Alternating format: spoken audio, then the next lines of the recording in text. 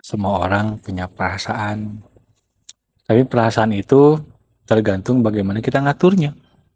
Kalau kita pandai mengatur perasaan, maka perasaan itu akan lebih kepada yang enak-enak, yang baik-baik, yang ridho-ridho, yang ikhlas-ikhlas, yang sabar.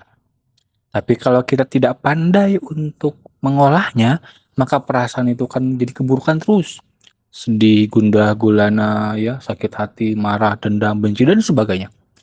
Makanya perasaan itu tergantung kita mau mengarahkannya kemana. Ibu mau mengarahkan kemana nih? Itu pilihan. Wahadainahu najdain.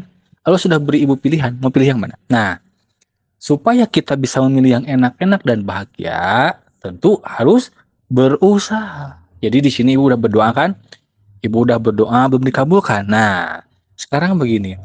Apakah kita hanya diperintahkan berdoa? Oh tidak kan? Kita juga diperintahkan untuk ikhtiar. Setelah berdoa, fantasyiru fil ar. Setelah kita berdoa, ud'uni astajib lakum, terus kemudian berikhtiar. Misalkan ibu berdoa, ya Allah minta rezeki, ya enggak? Nah, ibu kerja, ibu bisnis, ibu usaha. Nah, itu ikhtiar. Nah, sekarang, ya Allah hatiku pengen kuat, hatiku ingin memilih yang baik-baik, yang indah-indah, yang ridho-ridho, yang ikhlas-ikhlas, yang sabar, yang tenang. Nah, sudah minta, ibu ikhtiar dengan cara apa? Latih hati itu dengan belajar. Ngaji, Bu. Tiap hari ngaji, latih, denger kajian, denger ceramah. Denger ceramah itu merupakan ikhtiar untuk kita mencari ilmu. Intinya kalau semakin banyak ilmu, ya, semakin banyak yang namanya kemungkinan kita lebih enak hatinya. Lebih bisa ngendaliin. Karena orang-orang yang bisa mengendalikan, nih, semua orang, termasuk nabi, sahabat, ulama, itu mereka bisa mengendalikan perasaan karena mereka berilmu. Semakin kita berilmu, semakin bisa mengendalikan. Semakin kita tidak berilmu, semakin kita sulit mengendalikan perasaan, hingga akhirnya kita terbawa perasaan terus, hingga akhirnya kita terus terjajah oleh perasaan yang buruk.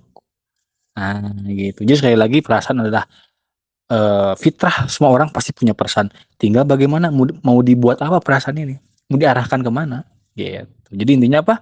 Ikhtiar dengan rajin menuntut ilmu. Mulai saat ini rutinkan menuntut ilmu agama, rutin. Karena agama adalah solusi, agama adalah obat. Dalam agama itu ada Quran, ada hadis, ada sebagainya. Agama adalah solusi, agama adalah obat, agama adalah ketenangan, agama adalah kesuksesan, agama adalah keselamatan dunia akhirat. Misalkan ibu bilang, saya mah nggak minta yang aneh-aneh, saya mah pengen ikhlas aja ya Allah. Ya kayak gini, ya Allah saya mah nggak minta aneh-aneh, saya pengen nasi aja deh, ya Allah beri saya nasi. Otomatis kan setelah kita meminta, kita ikhtiar cari nasi.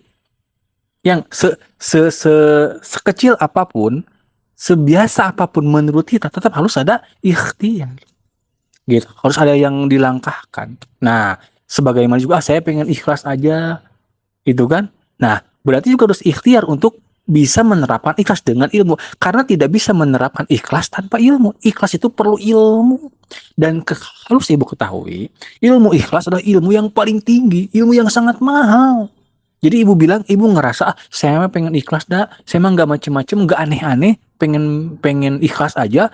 Itu ibu sedang meminta ilmu yang paling tinggi. Ilmu ikhlas itu kan disebut dengan mukhlis.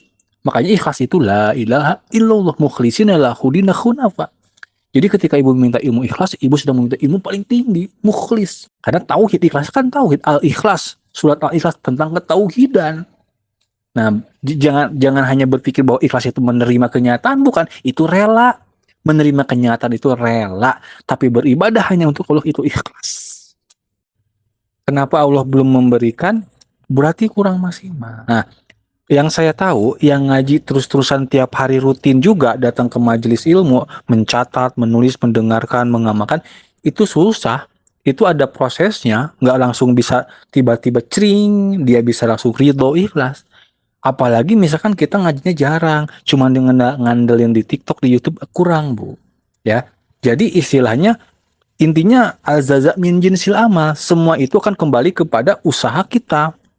Maksudnya tuh al-jaza, balasan yang kita dapatkan tergantung usaha yang kita sudah keluarkan. Kalau ibu makin string, lebih lebih fokus kepada ngaji, ngaji, ngaji, catat, hafalkan, khususnya yang berkaitan dengan ilmu ridho, ilmu ilmu syukur, ilmu ikhlas. Nah, mulai ada perubahan. Gitu, bener Bu.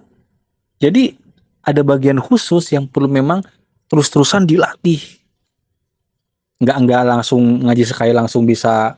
Perhatikan aja kalau misalkan ibu tetap dengan cara seperti ini, kemungkinan besar sulit untuk bisa berubah.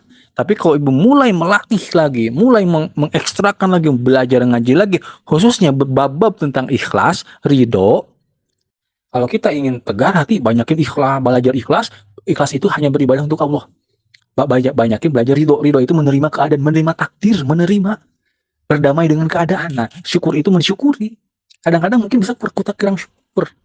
Banyaklah faktor-faktor. Intinya kalau ibu belajar di sana dan rajin, lihat ada perubahan yang dahsyat.